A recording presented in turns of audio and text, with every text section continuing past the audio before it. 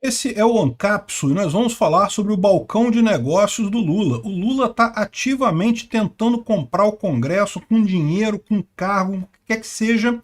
E é impressionante, a imprensa tradicional, o Globo, o Folha, isso, não, parece que não acontece nada. Não tem problema nenhum comprar o Congresso, né, oferecer cargo, não tem problema nenhum. Imagina Bolsonaro fazendo isso. Essa notícia foi sugerida por Marmota Valente, Gabinete do Ódio e várias outras pessoas. Obrigado aí ao pessoal que sugeriu a notícia, obrigado a você que está assistindo o nosso vídeo. Se você gosta do nosso conteúdo, por favor, deixe o seu like, se inscreva aqui no canal, né? Então, olha só, e o pior de tudo é o seguinte, não está funcionando, tá? O Lula está tentando a todo custo comprar, tirar os nomes da CPI do dia 8 de janeiro, que eu já expliquei para vocês, é muito estranho esse movimento dele, porque ele diz que não quer a CPI do dia 8 de janeiro, porque ia atrapalhar os movimentações do Congresso, e, no entanto, tem um monte de outras CPIs andando também, então por que ele não quer essa CPI no final das contas, né? Tem alguma coisa que ele não quer que seja investigada sobre o dia 8 de janeiro, né? E eu já falei para vocês o que é a questão da omissão dele. Da mesma forma que o Distrito Federal foi omisso nesse caso, o governo federal também foi omisso. É lógico, a culpa principal continua sendo dos idiotas lá que fizeram a invasão lá, que quebraram tudo. Esses continuam sendo os culpados principais. Mas tanto o Distrito Federal quanto o governo federal têm culpa na omissão. Eles tentaram fazer uma equivalente ao 6 de janeiro lá nos Estados Unidos, né, fazer uma coisa igual, mas esqueceram que no dia 6 de janeiro o Trump ainda era presidente, então ele continuou com a culpa, né? No dia 8 de janeiro já não era mais o Bolsonaro o presidente, já era o Lula. Então a culpa é. O Lula tem a culpa da omissão nessa história, né? Enfim, o ponto é esse, né? E agora ele começou a parte de cargos, porque só com dinheiro de emenda ele não conseguiu. E eu expliquei para vocês o problema que ele tem. O problema que ele tem é o seguinte, ele sabe que ele está na mão do Congresso. Os deputados conseguem o que quiser, mesmo que ele fale agora, ah não, se você não tirar o nome da CPI, eu não vou te dar mais repasse nenhum de verba e coisa e tal. Sabe o que o deputado vai falar? Ah, tudo bem, eu espero uns 6 meses para ter o meu repasse de verba, porque daqui a pouco está chegando a reforma tributária, daqui a pouco está chegando a reforma de não sei o que lá, vai estar o novo marco fiscal e não sei o que. Ele vai precisar do voto desse pessoal de qualquer forma, então vai ter que em algum momento negociar. E aí esse deputado que não aceitou agora o suborno vai poder pedir 3 vezes o valor. Que vai falar, ah, você tirou 100 mil das minhas emendas lá por causa da CPI do 8 de janeiro, então agora eu quero 300 mil para compensar.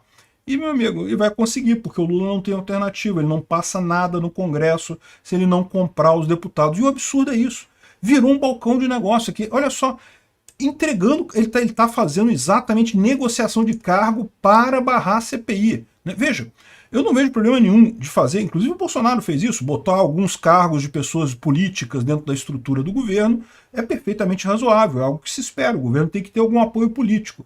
Agora, quando você começa a negociar cargo por uma emenda, para passar uma coisa, para fazer uma ação, isso é negociata, é outra história isso daí, né?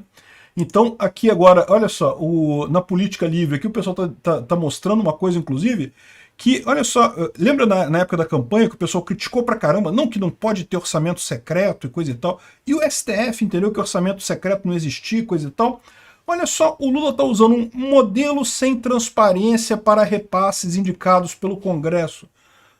Ou seja, o congressista pede o dinheiro e não, se você não sabe para onde é que foi o dinheiro, para onde é que foi, como é que foi aprovado aquilo e coisa e tal, repara, é pior do que o orçamento secreto do Bolsonaro. Porque não apenas o Lula consegue agora direcionar só para os deputados que apoiam as medidas que ele toma, como continua sem ter a transparência que foi o que o STF reclamou. Você lembra dessa história do orçamento secreto? O STF falou que era inconstitucional, por quê? Ah, porque não tem transparência. Sendo que a única transparência que não tinha é o fato de você não saber qual foi o deputado que efetivamente incluiu aquele pedido, né? E isso era feito por desenho. Por quê? Porque se o presidente sabe de que candidato que vem o pedido, ele pode negar para aqueles que são da oposição. O Bolsonaro não podia fazer isso, ele acabou aprovando verba que foi até para deputado do PT, de não sei o que lá, por quê? Porque pelo orçamento secreto, ele não sabia de quem que era a verba, ele acabava aprovando, né? Tirou o orçamento secreto porque não tinha transparência. Agora, o que o Lula faz? O Lula tem essa vantagem, ele só aprova o orçamento, só aprova pedido de quem votar de acordo com o que ele quer. Mas a transparência, saber de quem que veio, como é que foi, para onde é que foi a verba, como é que foi usada, continua sendo sem transparência nenhuma, muito pior do que era antes no final das contas. E mais valor, né? No final das contas, o pessoal está vendo aqui que o Congresso negociou com Lula e vai ter um valor muito maior para emendas de parlamentares. Está cada vez mais o Lula tendo que pagar para o Congresso para ter algum apoio. Mas o que mais assusta nisso tudo, isso aqui é um absurdo. Eu não entendo como é que aqui não... Olha só, o Congresso negocia com o Lula e terá valor recorde para gastar. Se fosse Bolsonaro, não, Bolsonaro compra parlamentares com orçamento secreto e coisa e tal. O pessoal absolutamente aqui passando pano para o Lula, né? Mas isso daqui já está dentro do que a gente esperava. Isso aqui, de fato, a gente sabia que o Lula não tem nenhum apelo, ele não consegue ninguém para ficar do lado dele, até para colocar gente, ele só conseguiu colocar o pessoal das boquinhas, o pessoal que quer mamar, capacidade mesmo de fazer alguma coisa, ele não consegue botar ninguém, né? Então, de fato, eles conseguiram 4 nomes da CPI, né? Então o pessoal colocou aqui, eram aqueles nomes que a gente já falou, né, que era Chiquinho Brazão, José Neto, tem um a mais que eu tinha falado a lista, eram 3 antes, agora foram 4 que tiraram o nome da CPI, então, ou seja, são 4 a menos em relação à listagem original, só que nesse meio tempo entraram 6 deputados, outros 6 deputados entraram no lugar desses 4. Então eu diria que o Lula está com problema. E esses deputados que saíram estão fazendo besteira, estão vendendo barato. É o que eu falei. Bate o pé agora que o preço fica mais caro para o Lula mais na frente. Mesmo para deputado que está afim de arrumar justamente a questão de ganhar dinheiro, né? Vou fazer o quê, né? Muitos deputados querem, é só isso aí mesmo, só a questão da grana. Mesmo para esses deputados aí, fica mais vantagem, você vai conseguir mais negociação melhor mais adiante. Faça isso, porque exatamente você ganha essa carta contra o Lula. Ó, eu já disse não lá na CPI, eu fiquei na CPI contra o que você falou, agora eu quero 3 vezes mais do que eu perdi lá para poder assinar essa outra coisa aí, seja lá o que for.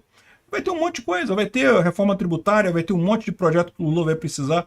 Ele vai precisar abaixar a cabeça e pagar para esse pessoal toda vez que for. E ainda arrisca não conseguir gente suficiente. Porque é aquilo que eu falei para vocês. Esse pessoal que é eleito por eleitores não ideológicos, tudo bem. O cara pode achar que não, vou ganhar um dinheirinho, beleza. Ganhei um carguinho, ganhei não sei o que lá e coisa e tal, vou fazer isso aqui, vou conseguir essa paradinha aqui, lógico, ganhei, me dei bem, né? Se dei bem. Se o cara, realmente, o eleitor dele não é um eleitor ideológico, não tem problema.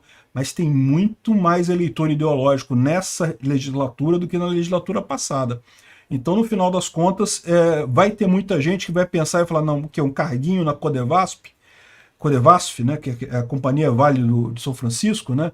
Há um carguinho lá, eu posso até ganhar alguma coisa, mas eu perco minha reeleição. Então é melhor ficar quieto aqui, não aceitar esse suborno, não aceitar esse gasto, e poder falar para o meu eleitor, ó, não aceitei o gasto, não me vendi para o Lula. Muito melhor para ser reeleito em 2026, que 2026 já está logo ali, pode parecer que não, mas o pessoal já está pensando em reeleição, vocês podem ter certeza disso, o deputado só pensa nisso, né? O próprio Lula já está preocupado aí, porque já passaram 100 dias, ele não conseguiu fazer nada, só alocar as boquinhas do PT mesmo, o pessoal que estava com fome, fazer alguma coisa de útil mesmo, não fez nada, e ele se prepare, porque ele só vai tomar porrada daqui para frente, com o Congresso contra ele e a economia indo mal. Realmente, o Lula tem que ficar preocupado com essa situação. E repara quanto tempo que o pessoal está falando aqui nos jornais que não, que tem um valor recorde de emendas, não, que o Lula iniciou a distribuição de cargos e coisa e tal. Por que eles fazem isso? Uma espécie de propaganda, até para falar, ó, deputado, vai lá, fala lá que você consegue um cargo, bate um papo lá com o Lula que você consegue um carguinho e coisa e tal. E não estão conseguindo, né, do jeito que está. Bom, o Pacheco avisou ao STF que não vai abrir a CPI dos atos de 8 de janeiro. O que é essa situação? Antes da legislatura atual, a Soraya Tronic entrou com pedido de CPI, só que ela fez a CPI da legislatura passada. Então, em tese, ela precisaria juntar de novo as assinaturas agora para fazer essa CPI do 8 de janeiro. Mas essa CPI aqui é a CPI do Senado, a CPI que a gente não quer, porque ela tem basicamente nomes da oposição. Então essa CPI aqui, tomara que não saia mesmo, tomara que o Pacheco não deixe ela passar. A CPMI do dia 8 de janeiro, que é a que a gente quer, que tanto deputados quanto senadores, já tem assinaturas mais do que suficientes e dessa legislatura. Então, em tese, na primeira sessão conjunta da Câmara e do Senado, eles têm que instalar essa CPI. não é discricionário, porque quando é da Câmara, o Lira que tem que botar em votação. Quando é do Senado, o Pacheco que abre a CPI. Mas quando é mista, eles não têm poder discricionário. Se tem o número de votos, se tem o número de assinaturas, já é instalado automaticamente na primeira sessão conjunta, né? E eles vão ter sessões conjuntas para analisar as medidas provisórias do Lula. Então, muito em breve, deve ser instalada a CPMI do dia 8 de janeiro. É lógico, risco sempre tem. Que eles vão tentar entrar no STF, tentar bloquear isso? Pode ter certeza que sim. Mas mesmo que consigam barrar a CPI, já ficou claro que o Lula não consegue nada no Congresso. Só o STF que ajuda ele agora. E o STF, meu amigo, você pode falar assim, ah, não, mas então beleza, o Lula vai ficar recorrendo ao STF para tudo que ele precisar. Isso tem custo também para o Lula, também fica estranho, o pessoal da STF também já está incomodado com esse tipo de coisa. Não pode ser assim. Obrigado por assistir o vídeo até o final. Além de curtir, compartilhar e se inscrever no canal, considere se tornar patrocinador com valores a partir de R$ 1,99. Clique no botão Seja Membro abaixo para saber as condições e vantagens de patrocinar o canal. Mais informações sobre o nosso projeto, visite nossos sites indicados na tela.